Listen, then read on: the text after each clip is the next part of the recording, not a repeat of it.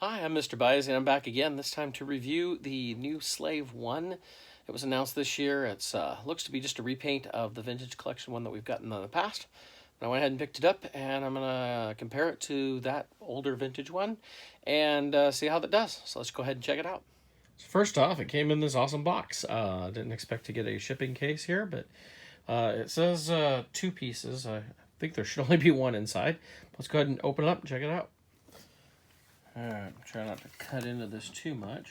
I'll definitely keep the box. I love these old vintage boxes that they've been doing. Let's see what we got here.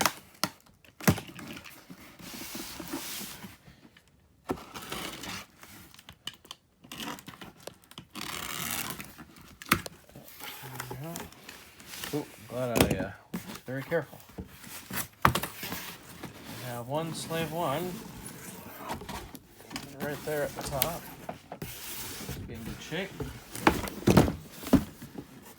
I'll get rid of the box there.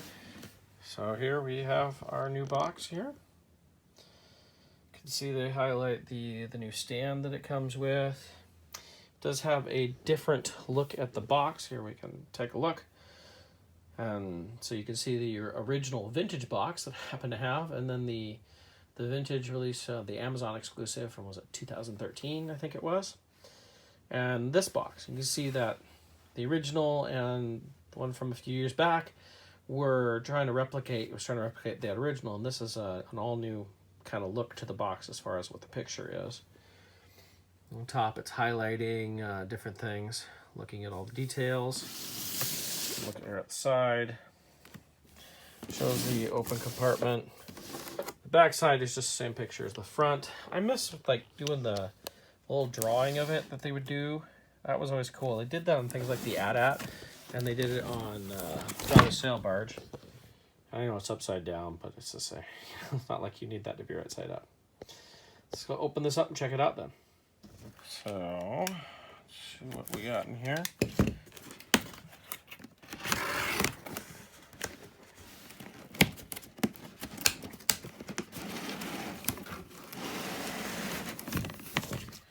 This is always fun here, trying to get the inner box out without damaging anything. Ooh. Oh, there we go. All right, it's the other way. That helps.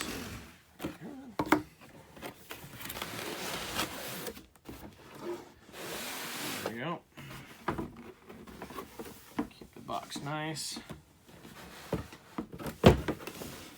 See how it's packed in there on the main body with all the pieces and everything. Take a look around. Go ahead and pull all this stuff out. Doesn't appear to be any twist ties or anything. So that's kind of cool. Oh, this is the stand. Pretty big stand. Remember, one of the problems with the original release is the wings, if you want to call them that, didn't like to stay on very well. So I'm hoping maybe that's something that is fixed this time. Alrighty.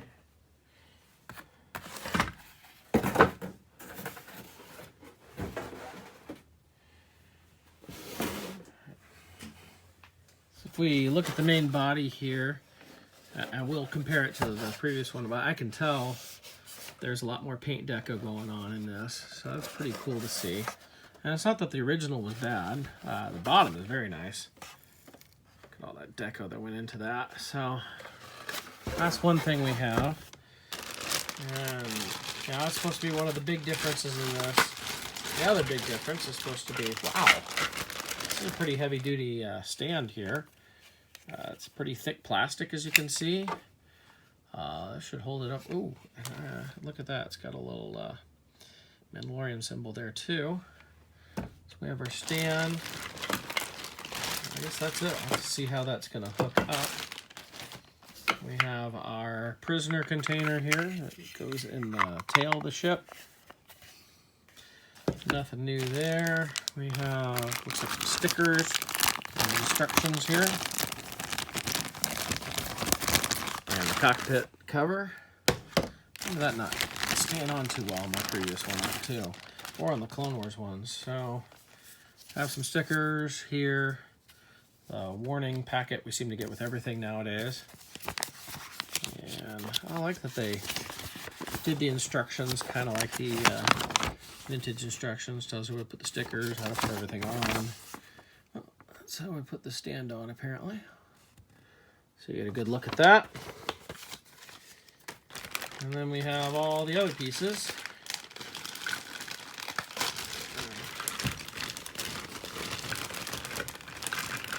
We have the wings, which definitely have more paint on them than previously, so much more paint apps going on there. I said they loaded this up with paint apps, so 2 different wings. You know, it's funny, the Power of the Force 2 Slave 1, when I first got that back in, was it 96, on the Shadows of the Empire box, when I got mine, it was missing one of those wings. I know it had two of the same side wing, and I had to call Hasbro, and they sent me out another one. That was pretty cool. And then I happened to get another Slave 1, and it was missing a wing, so I called Hasbro again, and they were upset at me. They thought I was trying to take advantage. So there's our Han and Carbonite. I'm going to compare this to the old one here in a little bit so we can see how that might have changed at all. We have our guns that we need to attach, our bombs, and even the bombs have a little bit of paint app, it looks like a little bit of weathering to them, and our missiles here. So I'm going to go ahead and get this all put together. So assembly, looking at these guns, they look, which way goes which? Looks like this way, okay. Those will just pop on there. Yeah, and unlike some of the other Slave ones, the guns will actually pivot independently. And you just stick the missiles right on in. Let's see, we got bombs, we got a cockpit here. Go ahead and put that cockpit, just snaps in up top. Canopy, I should say, I guess. Doesn't want to snap in. Boy, it really doesn't want to snap in.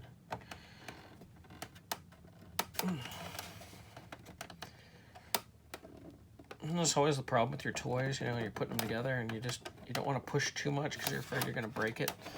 At the same time, you want to get it in. Try it like this, sometimes at a different angle, the item. Ah, there we go. All right. See how well that latches in. Remembering it's been pretty loose on the previous releases. Oh, it has a little notch, but it does not want to go where it should here. Play with that more later. So we have the 2 wings. I always have to remember which way the wings go. On Slave 1, I think after putting together, how many of these do I have? Like 8 or 9? I don't remember, but am I doing this right? I feel like I'm doing something wrong here. Oh, I am. I think. Oh, that's correct. Oh, there we go. Okay.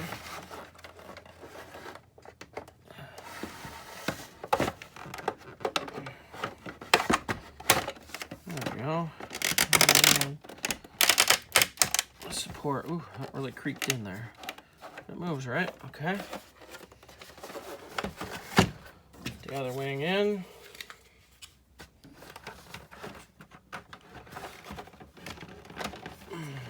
That feels kind of loose. That top support seems to go in tighter than they did before, so that's good. Then we have our, actually just pop this down, probably put it in. Have our little prison pod, or whatever you want to call it, just goes right in there.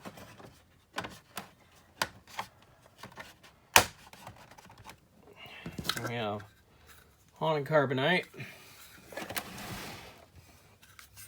Whoop! Just throw them across the room. Which I think there's a couple places he can be placed. I think you can place him right here in kind of the play area. Thought it could be anyway. There's a couple look like pegs, but I thought it could be placed between those. Having a harder time. But I know you can place it up here up front and just slide it right in there. There's another spot. I'll keep that out for now. So, is our slave one here, and then we have the bombs that go on the bottom. They just snap in. Maybe.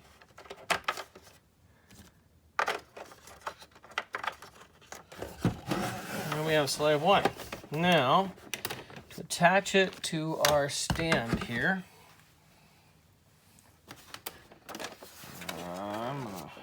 oh, is that it?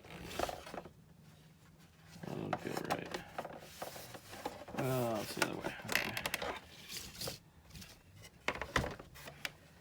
Oh, wow. That's pretty cool. It doesn't snap in at all.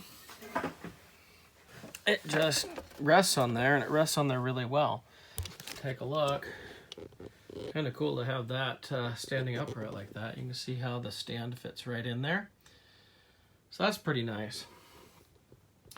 So the basic features on this.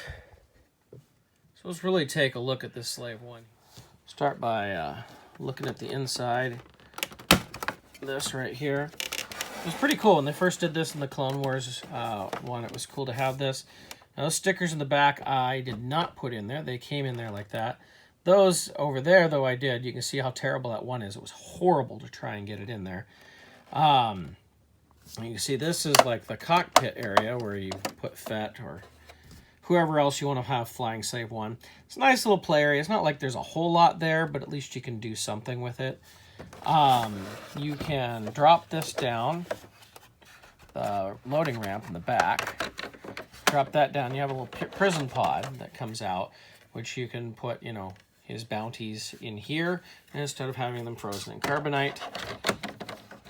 You know, I guess that's coming in warm or coming in cold, right? I feel like this area right here was made to put the carbonite block there.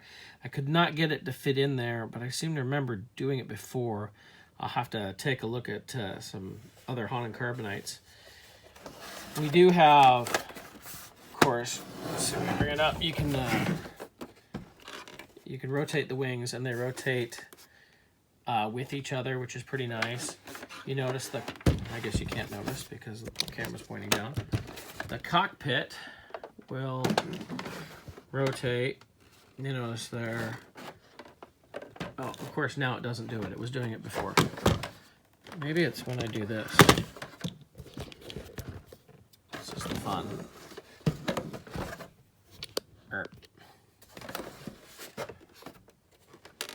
Yeah, there we go. If you rotate the wings, the cockpit will pop up. There we go. So that's pretty nice. Overall, it's a great ship. If you don't have one of these, it's pretty awesome. And if we go look at that detail on the bottom here, you press the little lever right here to drop the bombs, then the, what were those called in the Attack of the Clones? Shoot. I want to call them concussion. I know that's not right. Those cool looking bombs. But you can drop those out, and of course you can fire the missiles on the back. But let's be honest. What do we really want to know about this? As expensive as it was, how does it compare to the one that came out previously? So let's take a look at that. One thing here is also the cockpit area. It has better notches. They do work pretty well. You can kind of see what we have in there. And this rotates back and forth. You could fit 3 figures in there. So you can, you know, obviously it was made on the Clone Wars one, the idea being the Attack of the Clones. So you could have Jango and Boba in there. I've never noticed that it has kind of his armor look on the back of the chairs. That's kind of cool. And then, of course, the slot for you to put, like, your Haunted Carbonite or Jar Jar and Carbonite or whatever you want to put in there. So that's pretty cool. I feel like at first glance they look pretty much the same, but you can already see there's more weathering detail here on the sides than you're getting on this. On the original, you can see, I mean, it's a nice paint job on the original. There's nothing wrong with that. But you can see a lot more weathering. If we look at the wings here next to each other, You can really see how there's more weathering on the new one as opposed to the older one. My wings really got, oh, that's my new one. I got bent, okay. Have some problems with wings on mine. You can see I really bent it from hanging it, but you know, it's this exact same mold. If we look at them like this, you can see, so in the foreground is the old one, in the background is the new one. And I mean, there's not a whole lot of difference. It's not like a major difference. It's a slight upgrade. I can see like this thing right here as compared to here. We see a lot more. I mean, it's more realistic. It's like, this is your basic, you know, run-of-the-mill model, if you will. It's painted up nice, and then this is, you know, done by a much better person who knows their stuff. But I did miss a feature before, didn't I? Is that you can pull that out for those people who've never had one of these before. And you have like a little facade of a loading ramp, if you will. But the biggest thing I have noticed that is such a big difference is if we flip these over. And I should say, when I'm done, I'm going to include my original look at all the different Slave ones that have been produced. There is a huge difference in how it looks on the bottom. And that may be because it comes with the display stand now, so you can see the bottom. I mean, it was always really well detailed as far as the plastic, but you can see a huge difference between the paint jobs put on this. I think this is probably the biggest thing. Now, I look at the underside of the tail here. Doesn't that almost look like some of your vintage toys when they've yellowed a little bit? Kind of reminds me of what my Millennium Falcon sometimes look like. It's dirty, but I mean, it looks really good. You know, you can see you don't have all that weathering there. So it looks like they put some time into weathering the bottom of this more than the original had. So that's probably the big thing. And of course, this nice stand. Now that stand, of course, could be used for either one, or you could use it for your Clone Wars ones if you really wanted to. If we compare the Hanan Carbonites here, this is the one that came with the original. This is the new one. You can see that frame around it's a little darker. The paint apps on the side seem to be about the same. It's the exact same mold, so it'll work well in your Jabba's Palace dioramas too, if you want to use it there. But yeah, that plastic's a little darker on the new one as opposed to the older one. So not a huge difference, just a slight paint variation, if you will. So ultimately, I mean, where do I fall on this? Is it worth the money? I'd say probably not.